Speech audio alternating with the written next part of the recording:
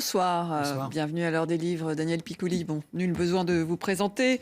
Vous avez été enseignant, vous avez écrit notamment Chant de personne et L'enfant léopard qui a été prix Renaudot et vous venez de publier un nouveau roman, Les larmes du vin, chez Albin Michel. Alors, un livre assez étonnant, foisonnant, qui commence parce que on vous demande d'écrire justement un discours alors que vous allez être intronisé chevalier du tas de vin. Alors, une épreuve qui vous fait finalement revisiter votre enfance. Oui, parce que c'est assez prestigieux, hein, c'est au Clos Vougeot. On vous annonce déjà tous les gens qui sont passés avant vous, donc on vous attend, comme on dit dans le discours. Donc on prépare ça, et à force de préparer, c'est savoir un petit peu comment le vin s'était promené dans ma vie, ou comment je m'étais moi promené dans le vin. J'ai énuméré un certain nombre, et je me suis aperçu que le vin était là tout le temps, présent, dans les bons moments comme dans les mauvais. Et il n'était pas seulement là sous le mode du vin et du plaisir, il nous apprenait des choses. Il y avait un contact avec la vie. C'est un roman d'apprentissage. Hein. On s'aperçoit qu'avec le vin, on franchit un certain nombre d'étapes. On devient raisonnable ou moins raisonnable, ou pourquoi on va vers plutôt tel type de vin que d'autres, voilà, et tel type de gens que d'autres. Oui. Alors le vin est présent notamment dans votre vie, enfin à travers. Alors il y a le vin, il y a le champagne, Oui. qui est souvent présent, dont vous parlez.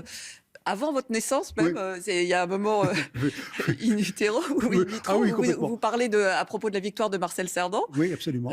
Ensuite, à votre naissance, à votre baptême. Oui, mais la victoire de Marcel Cerdan, je suis dans le ventre de ma maman, elle est à 8 mois, et Marcel Cerdan rencontre Tonisel, et il y a un combat, et la boxe en famille, c'est quelque chose. Donc je suis secoué, quoi, parce que ma mère, c'est une intrépide, et puis c'est une passionnée. Donc je vis le combat de Marcel Cerdan, et comme je dis, je donne l'impression que je donne plus de coups de pied à ma mère que lui a donné de crochets à Tonisel, parce que c'est la vie. Le vin, c'est-à-dire vous parliez du champagne, et moi je sais que, et je l'ai pratiqué, quand il y a une naissance chez nous, on pratique les 4 gouttes de champagne que l'on met derrière l'oreille, là. Bon, j'ai un parrain qui lui le met sur son portefeuille parce qu'il espère d'autres aventures. Vous voulez vous baptiser au champagne. Voilà, lui il voulait me baptiser, oui, mais alors lui... Ça s'appelle Blackjack. Voilà, et on est en 48, donc trouver un magnum de champagne en 48, c'est forcément qu'on a quelques accointances avec l'occupant, si je puis dire, ou plus exactement, qu'on a été pendant la guerre, quelqu'un qui a récupéré quelques biens. Donc ça fait un parrain que je n'ai quasiment plus jamais vu après,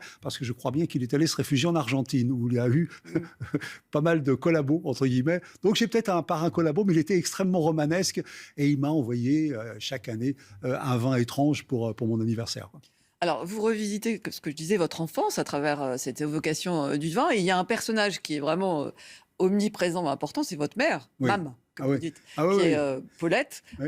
Qui, lorsque vous arrivez, vous êtes le 11e. 11e. Donc, une famille de 13. voilà. Ouais. Et quel personnage, votre mère. Ah oui, non, oui, ça, de toute façon, elle est partout dans mes livres, parce que je Oui, suis fabriqué fois. de cette passion qu'elle a. Et puis elle avait, dans ce livre, c'est vrai que j'arrive en 11e position, et je suis très, très surpris, parce que c'est la première fois qu'elle fait un enfant à la maison, enfin pas à la maison, justement à la clinique, à l'hôpital, oui. Alors qu'elle les faisait tous, et que, comme disait, les enfants, ils passaient comme une laisse à la poche. Et je me suis demandé, parce que je suis bien sûr dans le ventre de ma mère, j'entends tout, j'écoute tout, et d'ailleurs j'aimerais que des cliniciens me disent ce qui se passe pour un enfant dans le ventre de sa mère. Il peut pas ne rien rester de ces 9 mois où on était en immersion avec sa maman, et avec toutes les conversations qu'il y avait autour. Moi, j'ai l'impression que j'ai écouté Radio Luxembourg, et que depuis que je suis petit dans le ventre de ma mère.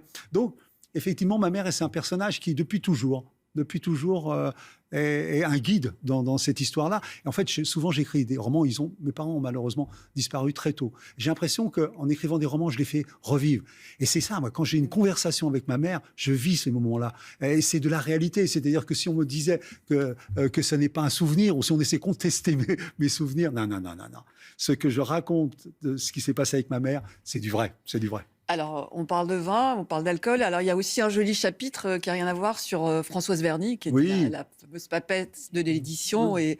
Et vous racontez le premier rendez-vous que vous avez eu avec elle, et c'est assez savoureux. Il y a beaucoup à voir avec Françoise Verny, parce que c'est là que tout commence, si je puis dire. C'est-à-dire que vous arrivez, d'abord ça commence par un coup de téléphone.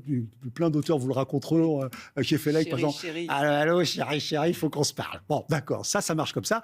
Et après, il y a l'arrivée chez elle, où elle vous attend avec une bouteille de whisky whisky et une demi-champagne. La demi-champagne, c'est pour vous n'y touchez pas, pour essayer d'avoir l'esprit clair. Et elle, par contre, la bouteille de whisky, elle s'en occupe jusqu'à, au bout de quelques temps, avoir une élocution et puis une façon de se pencher qui vous inquiète. Mais elle vous écoute, elle vous écoute.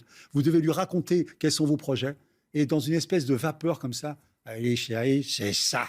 Et c'est le chant de personne, et ce sera le chant de personne. Et c'est ça, Françoise Verny, c'est une Oui. histoire de miracle comme ça. On